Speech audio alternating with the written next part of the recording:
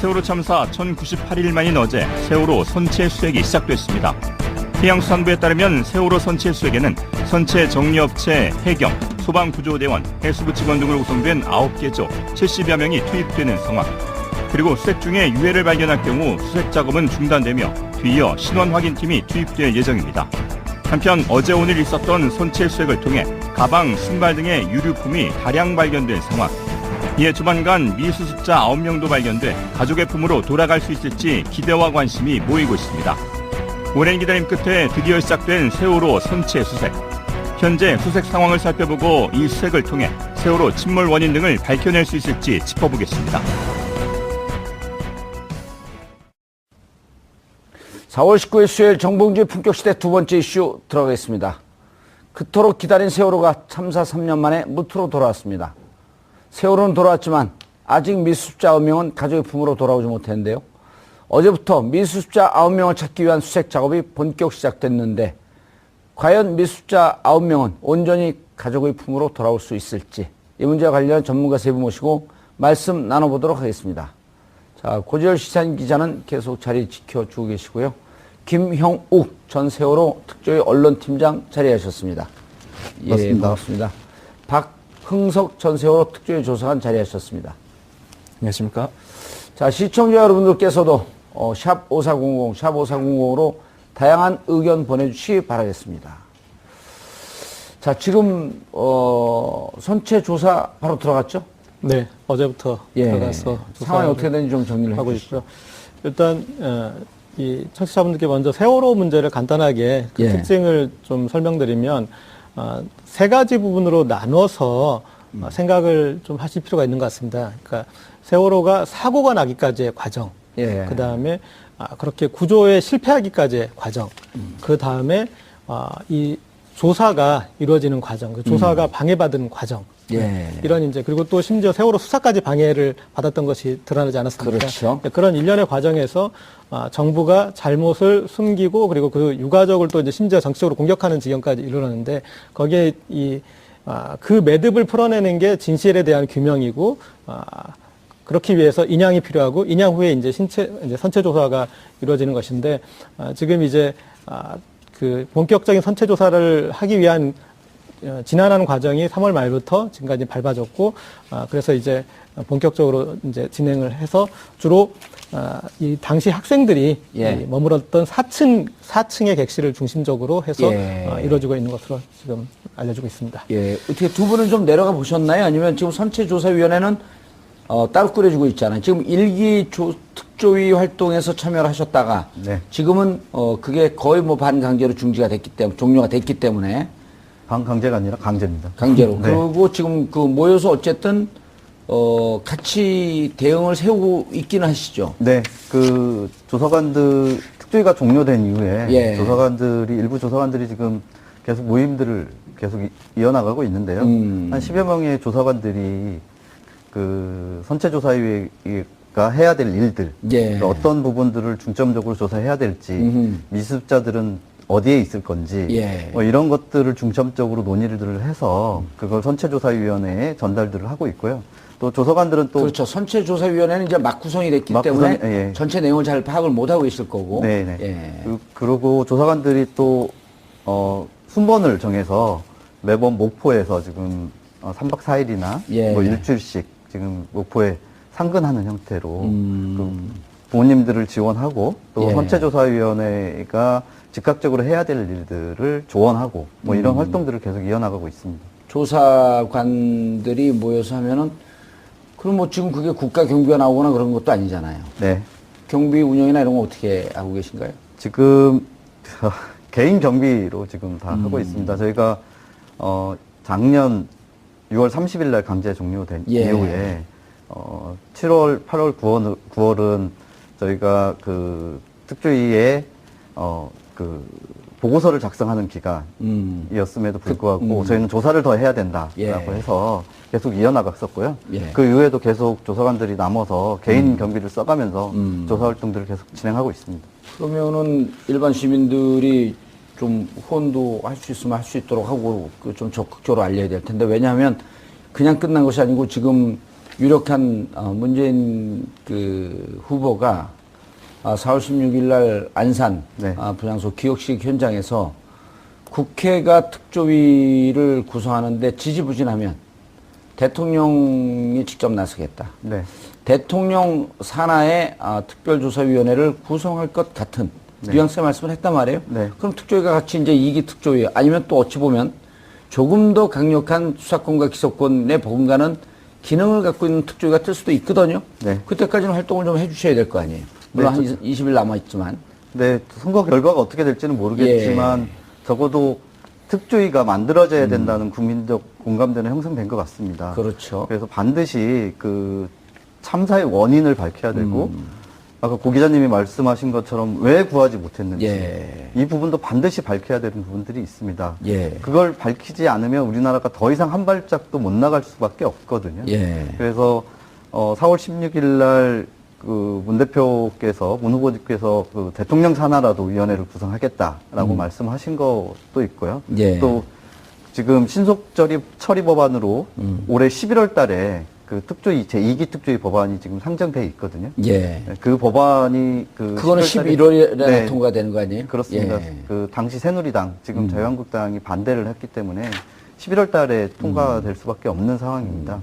그 안이라도 이렇게 조사 기간이 1년 6개월 텀이 있을 수밖에 없지 않습니까? 예. 그래서 그 부분이라도 조금이라도 좀 메울 수밖에 예. 없다는 생각에 그렇게 하고 있습니다. 박흥석 조사관님, 그게 이제 국회에서 그 세월호 특조가 네. 구성된 이유가 네. 사실은 대통령이 반대하니까 대통령 적극적인 의지가 없으니까 야당 입장에서 이건 안 그러면 국회에서 해야 된다. 근데 원래는 정상적으로 하면 대통령 직속이나 혹은 국무총리 산하로 들어가고 하는 게 훨씬 더 힘을 갖고 조사할 수 있지 않나요? 왜냐하면 대통령 산하나 국무총리 산하로 가게 되면 법무부까지도 그 범위 내에서 일정 정도 영향을 행사할 수 있으니 그럼 검찰의 협조를 구할 수도 있고 사실 국회 쪽으로 가는 거는 비정상적인 모습 아니었나요? 처음부터? 그러니까 뭐 요는 그 당시 권력, 예. 당시 권력과의 관계성이 좀 현실적으로 매우 중요해 보이고요. 그런데 이제 전 정부가 전에 이제 지금 전 정부라고 할 수 있겠죠. 예, 전 정부죠. 박근혜 대통령이 있었던 그 박근혜 정부에서는 세월호에 대해서 굉장히 터부시했고 누구도 감히 뭐 말을 못 꺼냈다고 할 정도였지 않습니까? 예. 그러다 보니까 이게 정부의 대통령 산하 또는 뭐 최소한 뭐 국무총리 직속으로서 분명히 두는 게 말씀하신 대로 효율적인데 이 정부에서의 적극적인 의지가 없었고 오히려 그 아래 뒀을 때 오히려 제 역할을 하기 어려울 수 있는 위험이 상황이었죠. 컸기 예. 때문에요. 독립적인 기관으로 갈 수밖에 없었지만은 역시 그 역시도 현실적으로 정부의 각 부처나 또 예산이라든가 조직이라든가 그 단계별로 있는 그 행위에 대해서 여러 가지 방식으로 방해와 또는 이 통제가 가해졌기 때문에 하여간 결과적으로는 이 권력이 당시 정권을 잡고 있는 그 권력이 얼마나 세월호 3사에 대한 본질적으로 보고 반성적으로 접근하느냐 이게 제일 중요해 보입니다. 새로 구성되는 정부에서 세월호 문제에 대해서 적극적인 의지가 있다고 한다면 사실은 조사위원회의 활동의 효율성 이런 걸 보면 대통령 산하로 들어가는 게 더 맞지 않나요? 분명히 그건 좀 효율적으로 혹시 강하고요. 예. 실제 현실적으로 좀 더 강력한 효과를 가져올 거다 이렇게 생각합니다. 그렇죠. 그리고 그 국가 예산 중에서 예비비를 쓸 수 있는 여지도 있고. 그렇습니다. 일례로 전에 이제 국가인권위원회 같은 경우는 예. 최초에 설립될 때 대통령의 어떤 강한 의지가 있었고 당시 전 범정부적으로 지지를 했었기 때문에 그러면 원래 위원회는 대통령 산하로 가는 게 맞죠. 그럼요. 예. 알겠습니다. 지금 이제 바로 3년의 세월이 지났어요. 이거 수습이 들어가는데 막 이제 수습 들어가면서 뭐 19점인가 18점 그 물품이 나오기 시작한다고 하는데 네. 현장에 가서 그 있는 가족들은 특히 미수자 가족들, 네. 그다음 유가족들 억장이 무너지는 심정으로 바라보고 있을 거 아니에요? 제가 배가 올라온 22일부터 예. 계속 현장에 있었는데요. 예.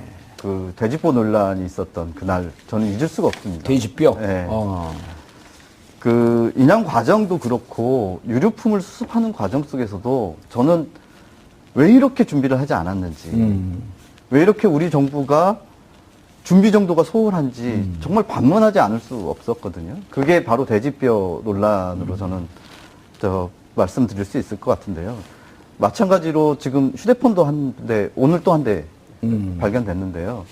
그것도 그냥 방치해버렸잖아요. 휴대폰 발견된 날 제가 있었습니다. 예. 제가 있었는데 조치를 아무것도 하고 있지 않습니다. 그래서 특조위 때 그 포렌식을 했던 업체한테 저희들이 전화를 해서 예. 빨리 내려와라. 그래서 우리가 가족들한테 얘기해서 지금 빨리 조치를 해야 되니 해수부에 좀 얘기 좀 해달라. 이것이 복구돼서 포렌식 기법으로 안에 있는 데이터를 끄집어낼 수 있는지 여부. 단 1%라도 예. 가능성을 확인해야 되기 때문에 해야 된다. 그래서 유류품 창고를 갔는데요. 비닐후에 예. 지퍼백에 그냥 담겨져 있습니다. 핸드폰이. 그게 28시간이 지난 사항이었습니다. 이게 핸드폰이나 여러 디지털 기기는 바닷속에 있었기 때문에 물에 나오면 바로 산화가 되고 그렇게 되면 더욱더 그 포렌식 기법을 통해서 다시 복구하는데 굉장히 힘이 들죠. 네, 시간이 관건입니다. 그런데 28시간 동안 그렇게 지퍼백에 집어넣고 방치를 했다는 건 정말 유류품 예. 그런 디지털 기기 아무런 조치들을 하지 않고 있다, 준비하고 있지 않았다라는 걸 반증한 사항이었죠. 그런 사항입니다. 예. 여전히 그 해수부에서의 이 관리 체계가 우리가 인양 과정에 대해서 늘 지적을 하지 않습니까? 어떤 계획에 대한 공정 계획이 있을 것이고 그 계획에 따라서 차근차근 진행하는 게 있을 것이고 그리고 지금 특히나 인양 이후 과정은 정부가 2016년 초부터 계속 얘기했어요. 7월엔 뭐 거치를 거다.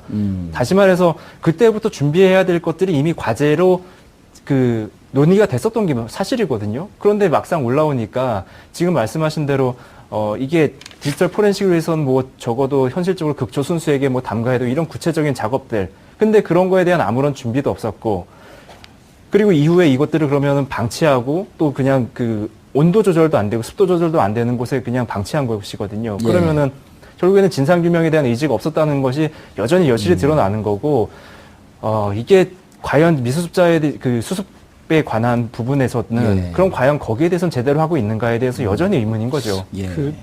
저는 이제 좀 궁금한 게 지금 현재 활동하고 있는 선체조사위원회의 어떤 구성이나 지금 이전에 가장 이제 선체조사위원회 우리가 상식적으로 생각하기에 적합하신 분들은 특조위에서 활동하셨던 분이 연장선상에서 자연스럽게 연결이 되었어야지 맞다고 생각을 할 것 같은데 그게 잘 안 된 것 같고 그러면 선체조사위원회는 어떤 식으로 구성이 되어 있고 그다음에 지금 해수부가 어떤 역할을 주도하고 있는지 그래서 이제 이런 문제들이 지금 지적하신 게 생긴 것 같은데 그 구성을 한번 좀 설명해 주셨으면 좋겠습니다. 일단 선박 전문가가 6명이 들어가 있고 그렇죠. 8명 중에 그리고 이제 뭐 법률 전문가분이 두 분이 있고. 들어가 계시고 그래서 두 분이 그리고 그 특조위 그러니까 세월호 특조위하고는 연관성은 있는 거죠. 아닙니다. 전혀 연관성이 없나요? 없습니다. 예.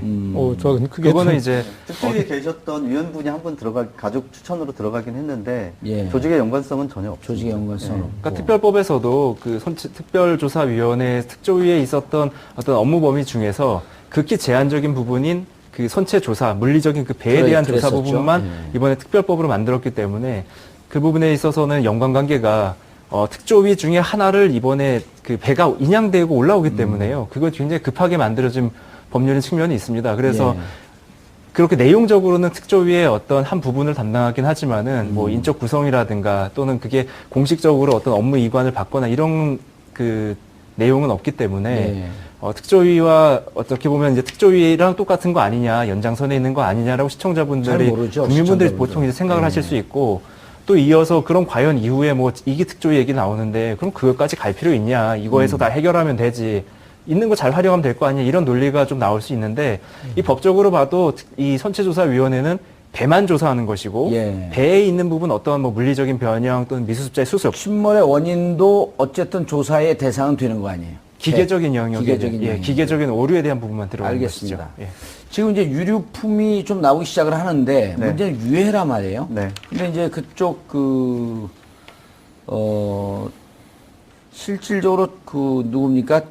선체조사위원장 현재 김창준 네. 선체조사위원장이 선박 안에 해류가 있긴 했었지만 선박 안이 갇혀진 공간이기 때문에 유해가 있을 가능성이 있다라고 그렇게 조심스럽게 얘기를 했단 말이에요. 네. 예, 어떻게 보고 계세요? 네.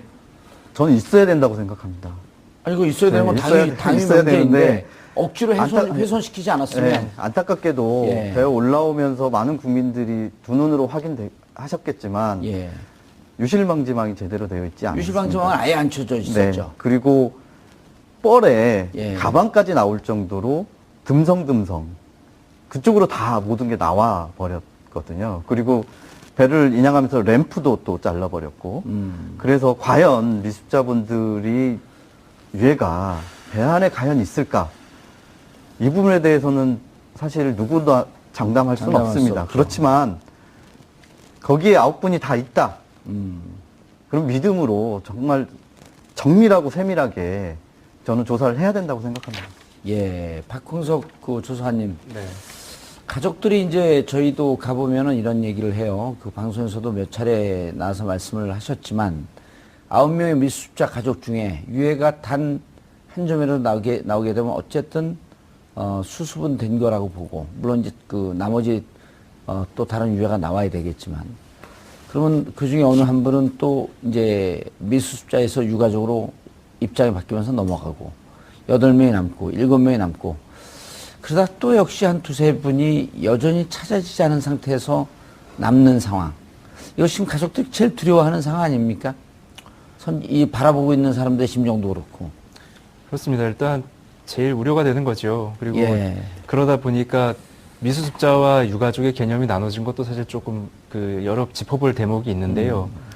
그럼에도 불구하고 지금 말씀해 주신 부분이 이 세월호 참사에 대해서 뭐 직간접적으로 그 대하는 모든 분들이 가장 두려워하는 상황입니다, 사실. 근데 그런 상황을 이제 예측하고 우려를 이제 예방하는 조치가 여전히 부실했다는 점 때문에 감히 입 밖으로 이제 그 위험성에 대해서 적극 말씀드리긴 어렵지만은 그 문제에 대한 위험성이 여전히 상존하는 거고 지금도 해수부에서 하는 일련의 조치들 속에서는 여전히 그 위험성을 지울 수가 없다, 안심할 수 없다 이런 상황에 대한 말씀을 좀 드릴 수 있을 것 같고요. 계속 이제 지적하는 게 어쨌든 해수부는 이 수습에 대해서 적극적이고 강한 의지를 보이지 않았다라고 하는 이제 비판을 계속 받는데 자 유류품이 나오면 그것을 빨리 수습해서 가족들 어느 그 소유자가 누군지 유가족 어디에 해당하는지 하는 것을 좀 신속하게 대응을 좀 했으면 좋겠는데 해수부의 현지 대응이 전혀 미숙한가요? 어떻습니까? 가보면은. 조금 상황이 변하긴 했지만 예. 초창기 배가 그 육지에 거치되고 예. 그리고 유류품들이 나오기 시작했을 때는 조금 전에 박금석 조사관이 말한 것처럼 거기에 그 컨테이너에 그냥 그 지퍼백에 뻘채로 집어넣은 상태로 그냥 보관하고 있는 상태였거든요. 자루에 넣어서 그냥 막 보관하고 그랬죠. 그리고 지금 뻘들도 계속 그냥 부두에 적치하고 있는 상황이거든요. 그 안에 또 뭐가 있을지는 정말 모르겠는데요. 저는 그런 부분에 대해서 해수부가 미리 준비를 했어야 된다. 그리고 가족들한테 충분히 아까 말씀하신 대로 유류품들이 나오고 뭐 여러 가지 그것들이 나오면 소통하고 그리고 이게 뭐 그 가족들이 좀 밝히기 싫어하는 부분들이라든지 이런 부분들은 철저하게 가족들의 입장에서 정리를 해주는 게 맞는데 그런 매뉴얼이 전혀 가동되고 있지 않고 있다는 것을 저는 두 눈으로 확인했습니다. 예. 심지어 뭐 세월호 그 육상 거치가 현실화됐음에도 불구하고 각 정부 부처의 각 기관 간에 어떻게 협조할 것인가, 뭐 해수부는 계속 논의 중이다 이렇게만 얘기 나왔는데 막상 올라와서 배에 대해서 당장 이제 조사든 수색이든 접근을 해야 되는데 그럴 상황까지도 제대로 된 안이 안 나와서 예를 들어 그 어떤 유골을 유해를 수습해야 되는 아무런 교육받지 않은 사람들이 작업자들이 장화 신고 그 자리를 짓밟고 다닌 경우도 있고 또 그 뻘을 뭐 그냥 진흙 퍼담듯이 자루에 그냥 삽으로 퍼담고 그러다 거기에 유해가 있으면 그 만약에 뼈나 이런 것도 무척 약화돼 있을 텐데 그럼요. 예. 그러다 툭 부러지고 그게 무슨 산산조각 만드니 이런 상황이 비일비재할 거 아니에요. 정말 아까 저희가 그 말씀을 드렸지만 시간이 늦더라도 모두가 다 찾아질 수 있도록 신중하고 차근히 많은 인력을 투입을 해서 그렇습니다. 조심스럽게 그러니까 누차 제기되는 거지만 이거는 어떤 시간 내에 무슨 건물 짓듯이 일정한 시간 내에 공정을 맞춰야 되는 이런 문제가 아니거든요. 그럴 일이 아닌 거 아니에요? 이거는 국민적인 굉장히 국가적인 참사였고 그렇기 때문에 특별조사위원회도 만들어졌고 650만 명이나 되는 국민들이 또 서명까지 하는 그런 일이 있었는데 그러면은 당연히 이거는 인권적으로 그리고 얼마나 정말 진정성 있게 미수습자의 수습을 위해서 함께 할 것인가에 대한 논의가 정부에서 있어야 되는데 지금도 뭐 해수부가 발표 나온 거 보면은 3개월 안에 마친다. 뭐 이렇게 지금 얘기를 하고 있지 않습니까? 못 맞춥니다. 그렇기 5월 9일 때문에 정권은 바뀝니다. 뭐 정권이 바뀌어서 또 그 말씀도 또 웃기는 겁니다, 사실은. 예. 이게 굉장히 코믹스러운 건데, 그럼요. 그러면 정권이 바뀌면은 사실관계가 바뀐 거냐? 아니거든요. 그러면 해수부가 지금 계획을 세운 거는 그럼 정권이 바뀌면 또 다른 관점이 되는 거냐? 역시 논란의 여지가 큰 거죠. 말도 안 되는 일이라고 봅니다. 자, 고 기자님, 이제 그 수습하는 문제는 어쨌든 문제 제기를 하고 해수부가 조금 더 정성스럽게 그리고 좀 더 많은 인력을 투입해서 해수부가 예. 가장 중요한 과제 아니에요? 지금 현 시점에 해수부가 네. 할 일 많은가요?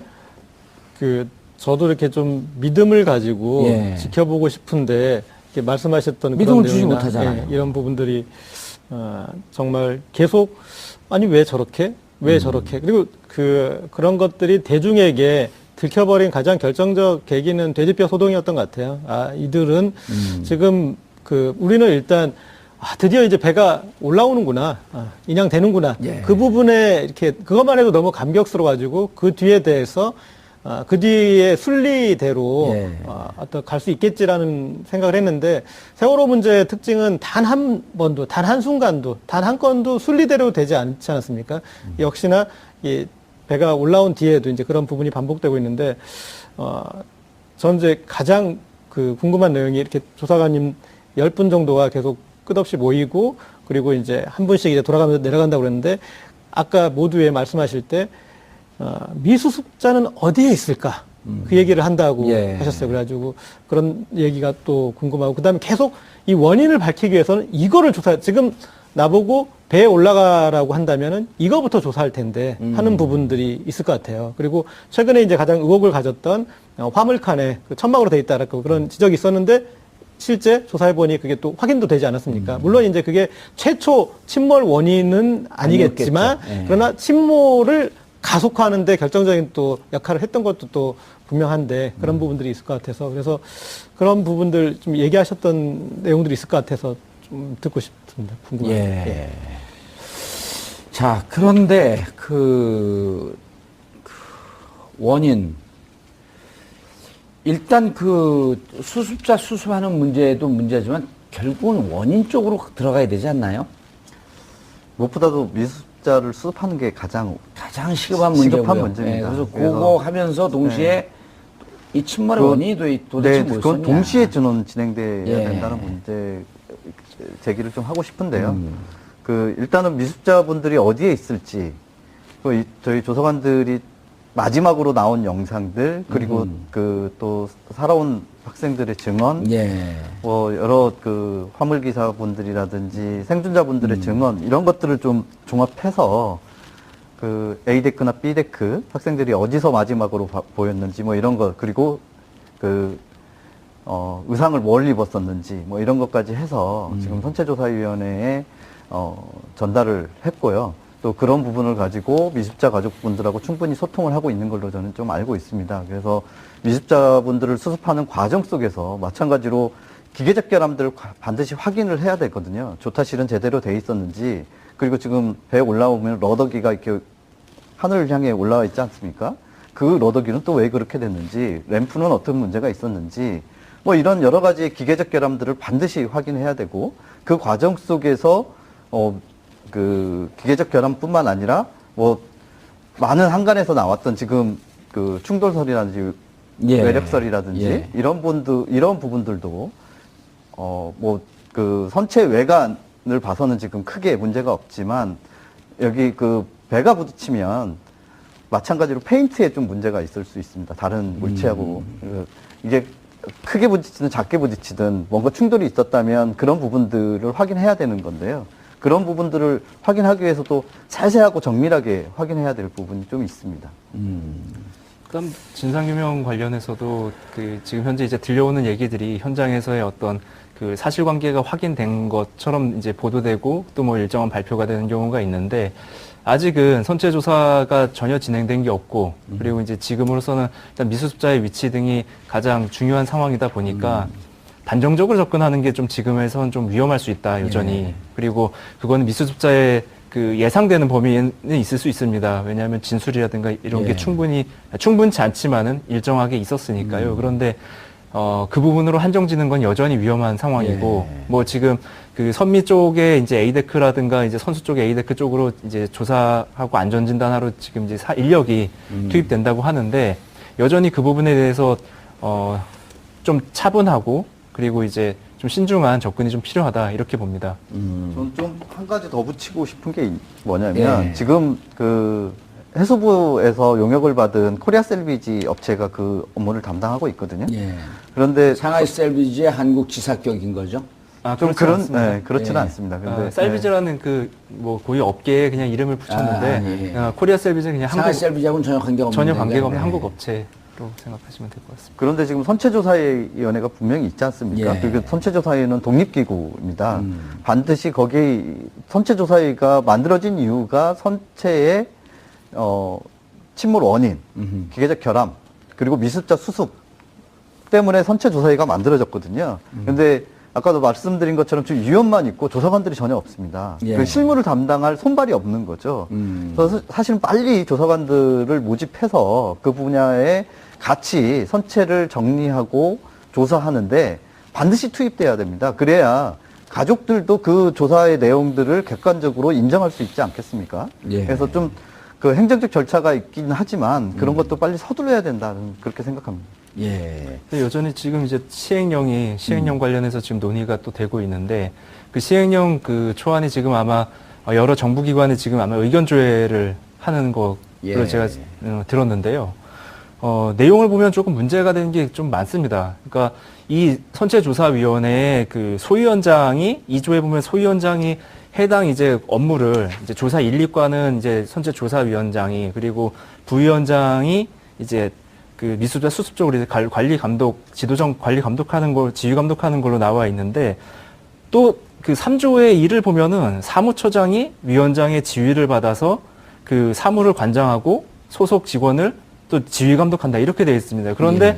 조사 1, 2, 3과가 또 사무처 소속으로 또 들어가 있거든요. 그러면은 막상 이제 어떤 업무가 발생하거나 문제가 생겼을 때 누구의 지휘 감독이었는지, 이게 책임 소재가 불분명하고 책임 소재도 불분명하고 지휘 감독이 누가 맡느냐. 예. 더구나 이 소위원장, 상임위원들, 소위원장들은 차관급이거든요. 또 근데 사무처장은 그보다 한 고위 공무원단급에 속하는데, 그러면 이 사이에 이제 발생할 수 있는 정리되지 않은 문제들이 또 있고, 그러니까 또한 그 특별조사위와 특조위 같은 경우는 예. 그 진상규명국장이 있었습니다. 물론 청와대가 끝내 저희가 강제 종료될 때까지 임명을 안 해가지고 실무 책임자인 국장이 없었는데요. 이번엔 보면 아예 국장의 그 존재가 없습니다. 그럼 결국에는 장차관급이 실무자를 책임져야 되고 그들에게 하나하나 지휘 감독해야 되는 것, 이런 문제가 좀 있기 때문에 실제 이런 형태로 계속 진행이 되면은 선체조사위원회가 존재는 하되 실질적인 역할을 발휘하기는 매우 어려운 구조 아닌가, 굉장히 예. 우려가 됩니다. 고 기자님, 전체적으로 말씀을 들어보면 지금 이제 세월호 특조위도 작년 6월 30일 날 강제로 종료가 됐고요. 네. 지금 선체조사위원회도 원포인트 특별법을 해갖고 통과가 됐는데, 이런 거거든요. 하려고 하는 쪽과 방해하려고 하는 쪽. 그냥 방해하려고 하는 쪽이 어찌 보면 행정부의 최고 권한을 갖고 있는 해수부에서 끝없이 이걸 저지하려고 하는데, 국회에서 법이 통과된들 이게 할 수 있는 일이 없는 거 아닙니까? 이쪽 가면 저쪽에서 막고 저쪽 가면 이쪽에서 막는 이런 구조가 되는데, 이제 새로운 정부가 출범이 되면 어차피 20일 남았습니다. 그리고 지금까지는 울며 겨자 먹기 식으로 할 수밖에 없지만 좀 더 강력한 특조위가 구성돼야 되는 거 아닌가요? 예. 지금 이제 말씀을 종합하면은 특조위 때는 대놓고 방해를 했다면, 지금 이제 선체조사위원회에서는 태업 정도의, 그러니까 어떤 소극적인 형태로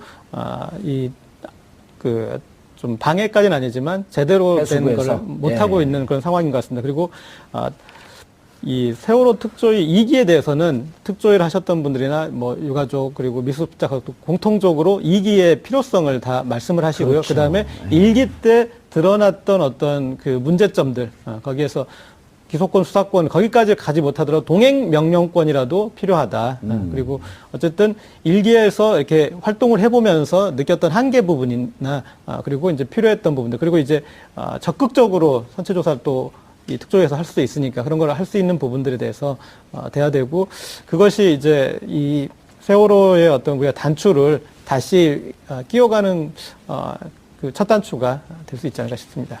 예, 알겠습니다. 가족들이 이제 가장 어려운 싫은 말이 다시 시작이다. 그런데 그렇게 할 수밖에 없는 상황이 되겠죠? 맞습니다. 뭐 배가 올라왔다고 해서 이게 예. 이제 끝이고 정리되는 단계가 아니다. 예, 알겠습니다. 세월호 특조위가 새로운 정부가 출범되면 좀 더 강력하고 힘 있는 특조위가 바로 구성돼서 활동에 들어갔으면 하는 바람입니다. 세월호 참사가 있은 지 3년.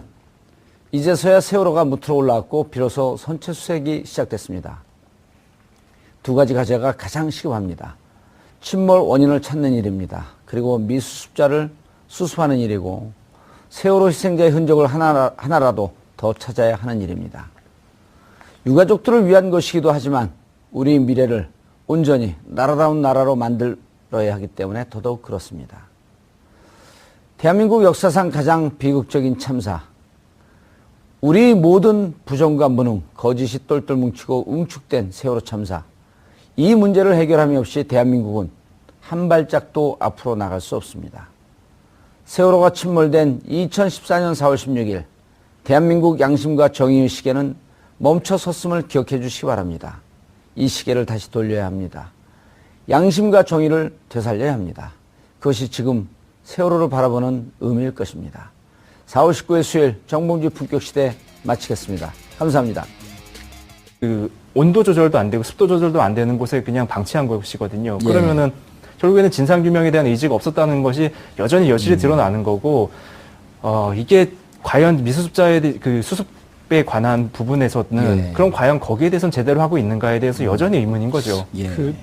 저는 이제 좀 궁금한 게 지금 현재 활동하고 있는 선체조사위원회의 어떤 구성이나 지금 이전에 가장 이제 선체조사위원회 우리가 상식적으로 생각하기에 적합하신 분들은 특조위에서 활동하셨던 분이 연장선상에서 자연스럽게 연결이 되었어야지 맞다고 생각을 할 것 같은데 그게 잘 안 된 것 같고 그러면 선체조사위원회는 어떤 식으로 구성이 되어 있고 그다음에 지금 해수부가 어떤 역할을 주도하고 있는지 그래서 이제 이런 문제들이 지금 지적하신 게 생긴 것 같은데 그 구성을 한번 좀 설명해 주셨으면 좋겠습니다. 일단 선박 전문가가 6명이 들어가 있고 그렇죠. 8명 중에. 그리고 이제 뭐 법률 전문가분이 두 분이 있고.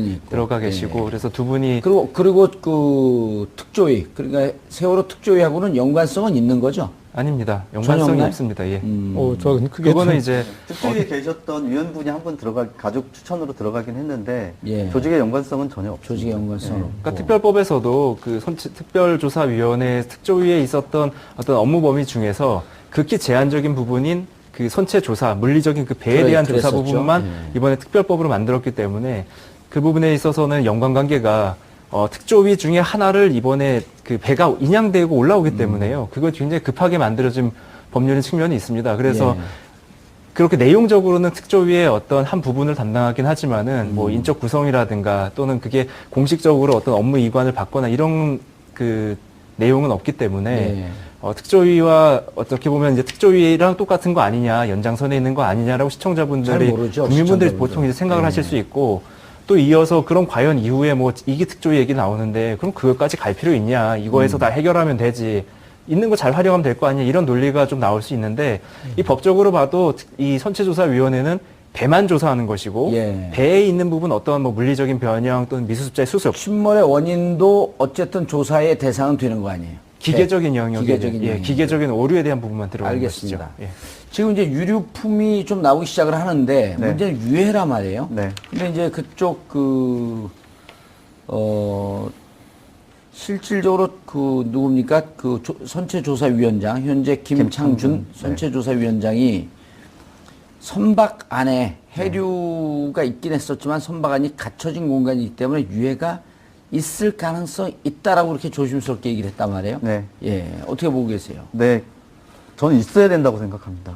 아니, 이거 있어야 되는 건 있어야 당연히 있어야 문제인데 되는데 억지로 훼손시키지 않았으면 네. 아니면 지금 선체조사위원회는 따로 꾸려지고 있잖아요. 지금 일기 특조위 활동에서 참여를 하셨다가 네. 지금은 그게 거의 뭐 반강제로 종료가 됐기 때문에 반강제가 아니라 강제입니다. 강제로. 네. 그리고 지금 모여서 어쨌든 같이 대응을 세우고 있기는 하시죠. 네, 그 특조위가 종료된 이후에 예. 일부 조사관들이 지금 계속 모임들을 계속 이어나가고 있는데요. 한 10여 명의 조사관들이 그 선체조사위가 해야 될 일들, 예. 어떤 부분들을 중점적으로 조사해야 될지, 미습자들은 어디에 있을 건지, 예. 뭐 이런 것들을 중점적으로 논의를 해서 그걸 선체조사위원회에 전달들을 하고 있고요. 또 조사관들은 또 그렇죠. 선체조사위원회는 이제 막 구성이 됐기 때문에 예. 전체 내용을 잘 파악을 못하고 있을 거고. 네네. 예.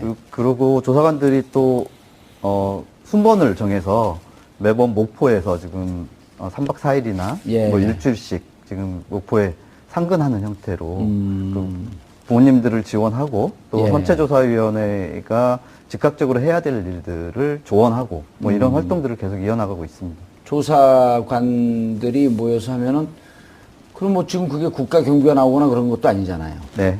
경비 운영이나 이런 거 어떻게 하고 계신가요? 지금 개인 경비로 지금 다 하고 있습니다. 저희가 작년 6월 30일 날 강제 종료된 예. 이후에 7월, 8월, 9월은 저희가 그 특조위에 그 보고서를 작성하는 기간이었음에도 불구하고 저희는 조사를 더 해야 된다라고 예. 해서 계속 이어나갔었고요. 예. 그 이후에도 계속 조사관들이 남아서 개인 경비를 써가면서 조사 활동들을 계속 진행하고 있습니다. 그러면은 일반 시민들이 좀 후원도 할 수 있으면 할 수 있도록 하고 좀 적극적으로 알려야 될 텐데, 왜냐하면 그냥 끝난 것이 아니고 지금 유력한 문재인 그 후보가 4월 16일 날 안산 네. 분향소 기억식 현장에서 국회가 특조위를 구성하는데 지지부진하면 대통령이 직접 나서겠다. 네.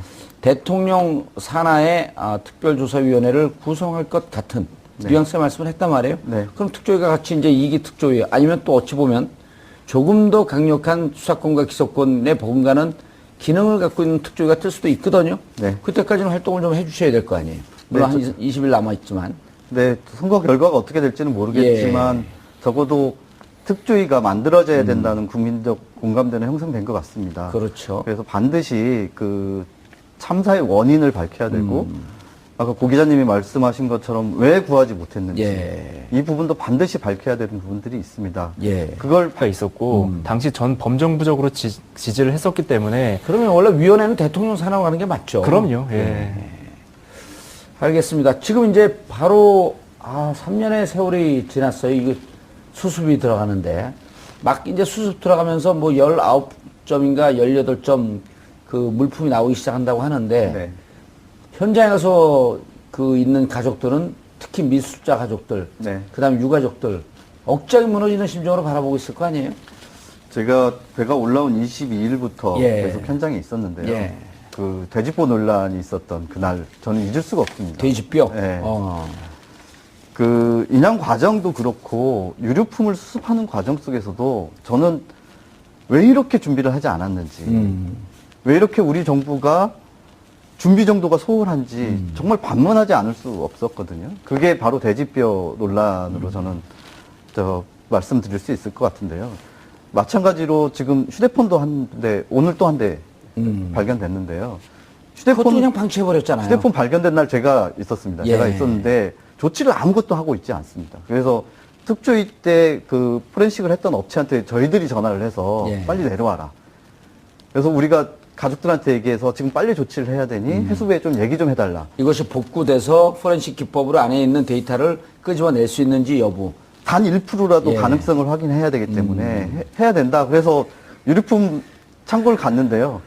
비닐후에 예. 지퍼백에 그냥 담겨져 있습니다. 핸드폰이. 그게 28시간이 지난 사항이었습니다.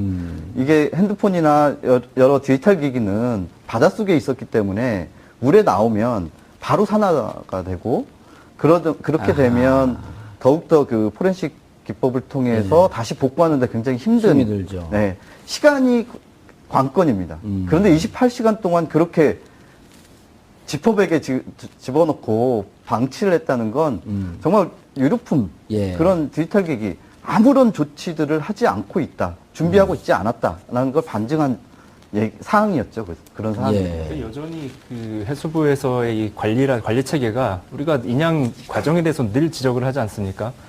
어떤 계획에 대한 공정 계획이 있을 것이고 그 계획에 따라 차근차근 진행하는 게 있을 것이고 그리고 지금 특히나 인양 이후 과정은 정부가 2016년 초부터 계속 얘기했어요. 7월엔 뭐 거칠할 거다.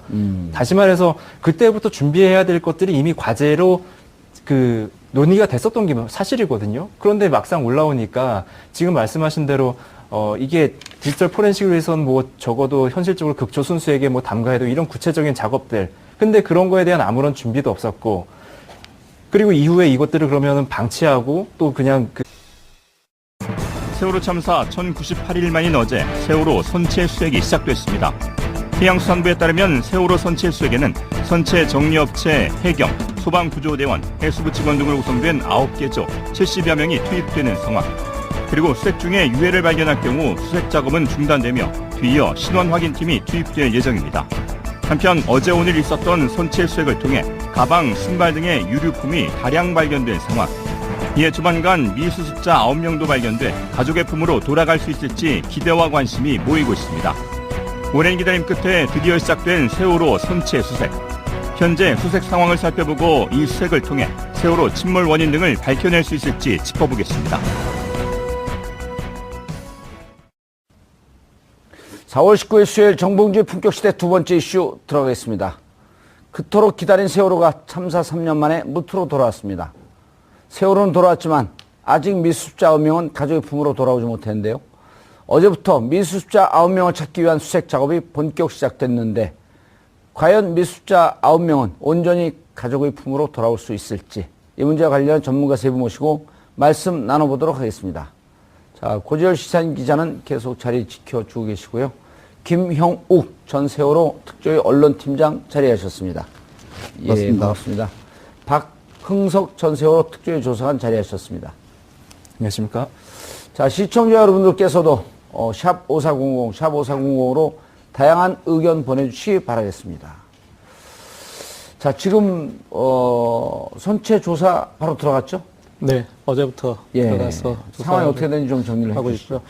일단 이 청취자분들께 먼저 세월호 문제를 간단하게 그 특징을 좀 설명드리면 세 가지 부분으로 나눠서 생각을 좀 하실 필요가 있는 것 같습니다. 그러니까 세월호가 사고가 나기까지의 과정, 그 다음에 그렇게 구조에 실패하기까지의 과정, 그 다음에 이 조사가 이루어지는 과정, 그 조사가 방해받은 과정. 이런 이제 그리고 또 심지어 세월호 수사까지 방해를 받았던 것이 드러나지 않았습니까? 그렇죠. 그런 일련의 과정에서 정부가 잘못을 숨기고 그리고 그 유가족을 또 이제 심지어 정치적으로 공격하는 지경까지 이르렀는데 거기에 그 매듭을 풀어내는 게 진실에 대한 규명이고 그렇기 위해서 인양이 필요하고 인양 후에 이제 선체 조사가 이루어지는 것인데 지금 이제 그 본격적인 선체 조사를 하기 위한 진행하는 과정이 3월 말부터 지금까지 밟아졌고, 그래서 이제 본격적으로 이제 진행을 해서 주로 이 당시 학생들이 머물렀던 4층의 객실을 중심적으로 해서 이루어지고 있는 것으로 지금 알려지고 있습니다. 어떻게 두 분은 좀 내려가 보셨나요? 밝히지 않으면 우리나라가 더 이상 한 발짝도 못 나갈 수밖에 없거든요. 그래서 4월 16일 날 그 문 대표께서, 문 후보님께서 그 대통령 산하라도 위원회를 구성하겠다라고 말씀하신 것도 있고요. 또 지금 신속 처리 법안으로 올해 11월 달에 그 특조위, 제2기 특조위 법안이 지금 상정돼 있거든요. 그 법안이 그거는 11월에 통과되는 거 아니에요? 그렇습니다. 그 당시 새누리당, 지금 자유한국당이 반대를 했기 때문에 11월 달에 통과될 수밖에 없는 상황입니다. 그 안이라도 조사기간이 1년 6개월 텀이 있을 수밖에 없지 않습니까?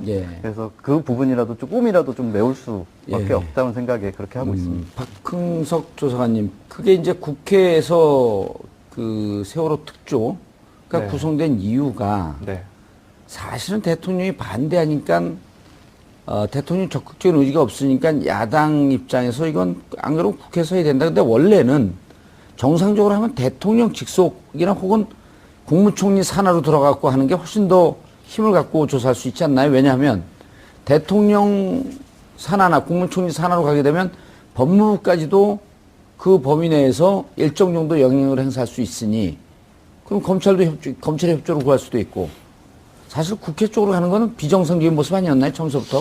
그러니까 뭐 요는 그 당시 권력, 예. 당시 권력과의 관계성이 좀 현실적으로 매우 중요해 보이고요. 그런데 이제 전 정부가 전에 이제 지금 전 정부라고 할 수 있겠죠. 예, 전 정부죠.